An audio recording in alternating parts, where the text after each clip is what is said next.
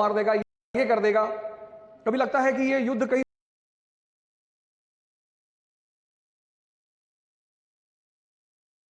बात नहीं है, सम्मान चाहिए। ये पहली रिक्वेस्ट आज आप जितने लोग इस सेमिनार में मौजूद हैं उन सबसे ये पहला रिक्वेस्ट है कि आप अपने इस आंख को खोलने की कोशिश करें। यूक्रेन और रशिया का वॉर चल रहा है, हो सकता है वो युद्ध बहुत घातक हो जाए। कभी कभी खबरें आती हैं कि रशिया न्यूक्लियर बम मार देगा, ये कर देगा। कभी लगता है कि ये युद्ध कहीं तीसरे विश्व युद्ध में ना परिवर्तित हो जाए।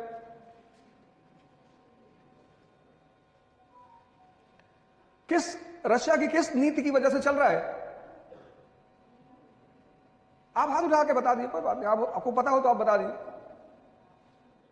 नहीं, मैंने ये पूछा कि रशिया की कौन सी पॉलिसी है जिसकी वजह से ये युद्ध चल रहा है। ऐसी कौन सी नीति है उनकी? 17वीं शताब्दी में बनाई थी उन्होंने, 17वीं सेंचुरी में, तब से आज तक चल रही है। और उस पॉलिसी के बिना रशिया सर्वाइव ही नहीं कर सकता।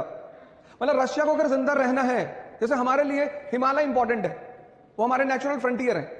अगर हिमालय हमारे हाथ से निकल जाए तो हमारे लिए बहुत बड़ा खतरा पैदा हो जाए। तो ऐसे रशिया की कौन सी पॉलिसी है जिसकी वजह से उसे यूक्रेन से लड़ना ही पड़ रहा है? और वो पॉलिसी आई थी 17वीं सेंचुरी में। वहीं से रशिया के आधुनिक इतिहास की शुरुआत होती है और ये चीज लगभग हर समाचार पत्र में डिस्कस हुई। तो दूसरा रिक्वेस्ट मेरा आपसे यह है,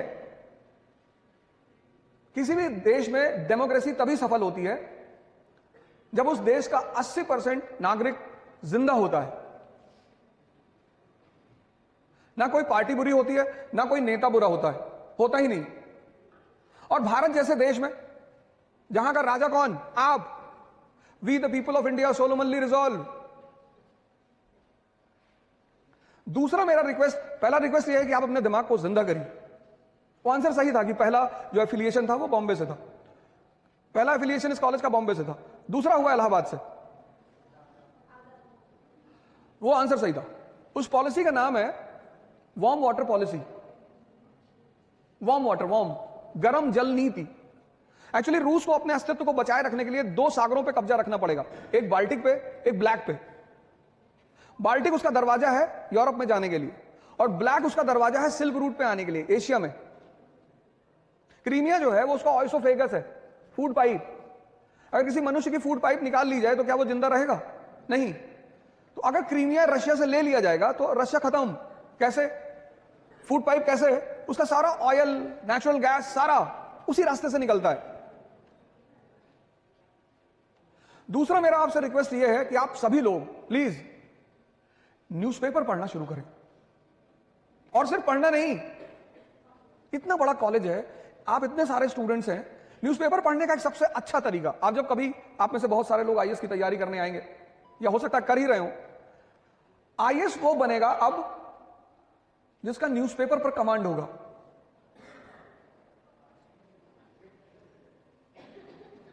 न्यूज़पेपर मात्र न्यूज़पेपर नहीं होता, वो दर्पण होता है आईआर का। दर्पण, शीशा, आईआर मतलब इंटरनेशनल रिलेशन। वो दर्पण होता है समाज का। कन्या विद्याधन योजना सरकार लेकर आई, तो अब उस योजना का उद्देश्य सरकार को किसको बताना है? जनता को। जनता और सरकार के बीच में कौन मीडिएटर है? प्रेस। इसीलिए डेमोक्रेसी का जो चौथा स्तंभ है वो है प्रेस। और जिस देश में प्रेस की स्थिति मजबूत होगी और जनता जागरूक होगी, वो पता करेगी कि हमारा राजा, हमारा प्रतिनिधि, राजा नहीं, हमारा प्रतिनिधि हमारे लिए क्या कर रहा है। आपने अपने नौकर को 100 रुपए दिया कि जाओ बाजार से सब्जी ले आओ, तो जब वो लौट कर आया तो आप हिसाब मांगेंगे ना। हर साल government of India budget release करती है, आप में से कितने लोग पढ़ते होंगे? बजट मतलब सरकार आपको यह बता, क्योंकि आप राजा हैं तो सरकार आपको यह बताती कि आप पैसा खर्चा कहां कर रहे हो, आपका जो पैसा है, आपका जो टैक्स है वो जा कहां रहा है, किन मदों पे खर्चा हो रहा है। न्यूज़पेपर पढ़ना शुरू करिए। पहले आप तो अपने दिमाग को जिंदा करिए, फाइंड आउट करिए। बहुत सारे लोग आप कंपटीशन की तैयारी करेंगे, वो तैयारी एक दिन की नहीं है। कोचिंग तो तैयारी का एक बहुत छोटा हिस्सा है, बहुत छोटा। कोचिंग का रोल कितना? 20%, उससे ज्यादा नहीं होता किसी भी कोचिंग का। किसी भी कोचिंग का जो रोल होता है वो 20% होता है। आज तो मतलब ऐसा लग रहा है कि सब कुछ